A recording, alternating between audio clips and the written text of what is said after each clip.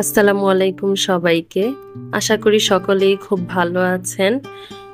তো আজকে আমি প্রথমবারের মতো আপনাদের সাথে একটি ব্লগ ভিডিও শেয়ার করতে যাচ্ছি।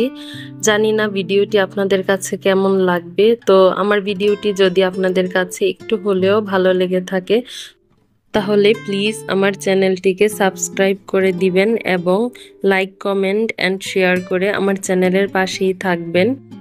এই ভিডিওটি আমি শুট করেছিলাম শুক্রবার দিন। আর যেহেতু শুক্রবার ছুটির দিন, আমার হাজবেন্ড বাসায় থাকে, তো শুক্রবার দিনটি আমার অন্যান্য দিনের তুলনায় একটু ব্যস্ততার সাথেই কাটাতে হয়। তো আমি সেদিন সকালে একটু লেট করে ঘুম থেকে উঠেছিলাম, উঠে দেখি বাইরে ঝিরিঝিরি বৃষ্টি হচ্ছে। তো বৃষ্টি দেখে আমার কালো জিরা ভর্তা, শুটকি ভর্তা দিয়ে ভাত খেতে ইচ্ছে হচ্ছিল, কিন্তু আমার ঘরে দুইটার একটাও ছিল না। তো চিন্তা করলাম কি করা যায়। তখন ভাবলাম যে আলু দিয়ে নিজের মতো করে একটা পাকোড়ার মতো বানিয়ে নেই, সেটা দিয়েই খেয়ে নিব। তো আমি এখানে 3টা মাঝারি সাইজের আলু সুন্দর করে আম, কুচি কুচি করে নিয়েছি, একটা গ্রেটারের সাহায্যে গ্রেট করে নিয়েছি। আর এখানে আমি কিছু পেঁয়াজ, কাঁচা মরিচ, হলুদের গুঁড়া, মরিচের গুঁড়া, ধনিয়ার গুঁড়া, লবণ আর একটা ডিম দিয়ে এটাকে মাখিয়ে নিচ্ছি। তো মাখানোর পর একটু পানি ছেড়ে দিবে, তো পানিটা আপনারা ফেলে দিবেন। পরে এখানে আমি কর্নফ্লাওয়ার অ্যাড করে দিচ্ছি। কর্নফ্লাওয়ার অ্যাড করে দিয়ে আমি পানিটাকে ফেলে আমি কর্নফ্লাওয়ারের সাথে আলুর মিশ্রণটাকে খুব ভালোভাবে মিশিয়ে নিচ্ছি। মিশানো হয়ে গেলে আমি এটাতে কিছু ময়দা অ্যাড করে দিব। তো ময়দাটা দেওয়ার পরে মনে হচ্ছিল আর একটু কর্নফ্লাওয়ার লাগবে, তো আমি পরবর্তীতে আর একটু কর্নফ্লাওয়ার অ্যাড করে দিয়েছি। দিয়ে একটা আঠালো ডোয়ের মতো করে নিয়েছি। আমার বেশিরভাগ সময়ই সকালে ভাতটাই রান্না করা হয়, কারণ আমার ছেলে রুটি খেতে একদম পছন্দ করে না, তাই আমি ভাতটাই রান্না করি। খুব কমই রুটি বা পরোটা বানানো হয়। তো আমি এখানে একটি ফ্রাই প্যানে তেল গরম করে নিয়েছি, আর সেটাতে ব্যাটারটা দিয়ে দিয়েছি ছোট ছোট করে। এখন আমি ঢেকে এটাকে আহ একদম লো হিটে রান্না করে নিব। তো এখানে আমি আগের দিনের কিছু মাংস ছিল, সেগুলো গরম করে নিয়েছি। আর এখন ঢাকনাটা উল্টে আমি এটাকে উল্টে পাল্টে দিচ্ছি। আবার চুলার আঁচটাকে কমিয়ে দিয়েই আমি ঢাকনাটা দিয়ে আমি এটা পুরাটা সময় রান্না করব, না হয় কিন্তু ভিতরে কাঁচা কাঁচা থেকে যাবে, কুক হবে না।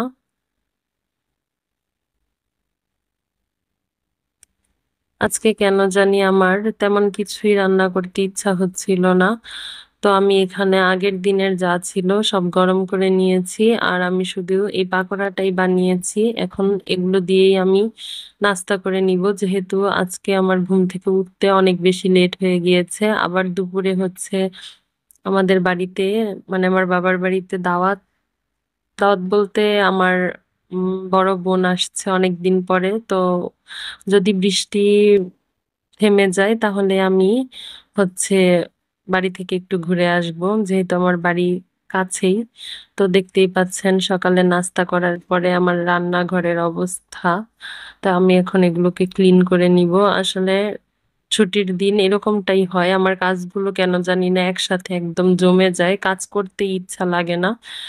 তো আমি এখন নাস্তা শেষ করে আমি রান্নাঘরটাকে পরিষ্কার করে নিচ্ছি, আর মনে মনে বলছি যেন বৃষ্টিটা তাড়াতাড়ি থামে, কারণ হচ্ছে আমি বাড়িতে যাব। তো দেখতেই পাচ্ছেন আপনাদের সাথে গল্প করতে করতে আমি আমার কাজগুলো করে নিচ্ছি। তো সব কাজ আসলে ক্যামেরা অন রেখে করা যায় না। তো আমি কিছুটা সময় ভিডিও করেছি, আর বাকি পুরোটা সময় আমি অফ ক্যামেরাতে আমার রান্নাঘরটা পরিষ্কার করে নিয়েছি। আসলে কেন জানি না আমার রান্নাঘরটা নোংরা থাকলে বা অগোছালো থাকলে আমার কাজ করতে একদমই ভালো লাগে না। আমি সব সময় চেষ্টা করি যেন গুছিয়ে কাজ করা যায়, আমার রান্নাঘরটাকে যেন সব সময় পরিষ্কার করে গুছিয়ে তারপর হচ্ছে আমি কাজগুলো করতে পারি। তাহলে মনে হয় কাজ করতে আরো বেশি সহজ হয়ে যায়। তো এত গুছানোর জন্য আমি মাঝে মাঝে হচ্ছে সবার কাছে বকাও খাই, কিন্তু আমার ভালো লাগে। তো দেখতেই পাচ্ছেন আমি অফ ক্যামেরায় পুরোটা রান্নাঘর অনেক সুন্দর করে ক্লিন করে নিয়েছি যতটুকু সম্ভব হয়েছে। তো এখন আমার অনেকটাই ভালো লাগছে। তো আমি বাকি কাজটাও করে নিব। আমার রান্নাঘর আজকে সব কিছুর অবস্থা একদম বেহাল। তো আমি অফ ক্যামেরায় পুরোটা কাজ সেরে নিয়েছি।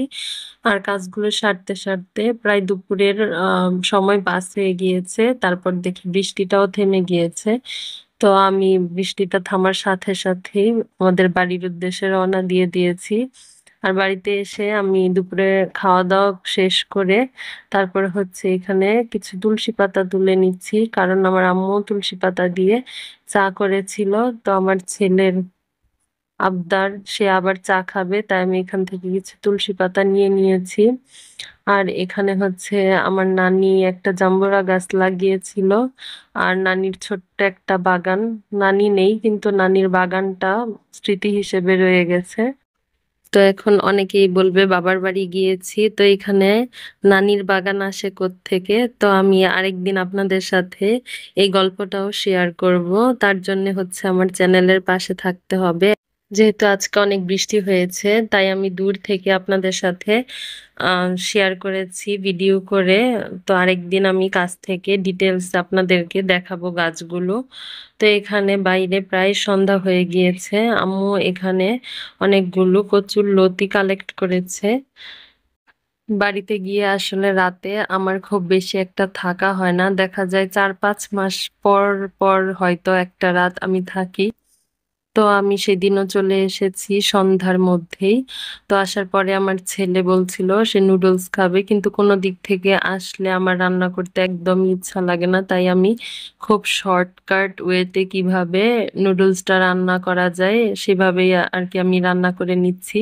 তো আমি একটা প্যানেই একবারে ডিম, পেঁয়াজ, তারপর হচ্ছে নুডলস, পানি সব একসাথে দিয়ে নুডলসটা রান্না করে নিব।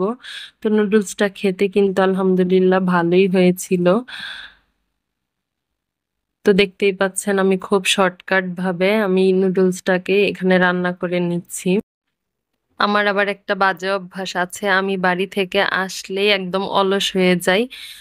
বাড়িতে বাড়ি থেকে আসলে আমার 2 দিন পর্যন্ত আর কোনো কাজ করতে ইচ্ছা লাগে না, মনে হয় যেন শরীরটা একদম ক্লান্ত, কিন্তু কোনো কাজই আসলে আমি ওইখানে যে করি না।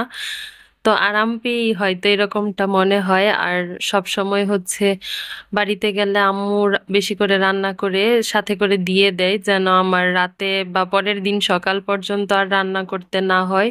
তো দেখা যায় একটু যখন সংসারের কাজ থেকে একটু বিরতি পাই, তখন মনে হয় যে মানে মানে 2 দিন পর্যন্ত আর কাজই করতে ইচ্ছা লাগে না, এরকমটা হয়। তো জানি না কার কার সাথে এরকম হয়, তো আমার সাথে কিন্তু সবসময় এরকমটা হয়। আমি যখন বাড়িতে যাই তারপর 2 দিন পর্যন্ত আমার আর কোনো কাজ করতে ইচ্ছা লাগে না।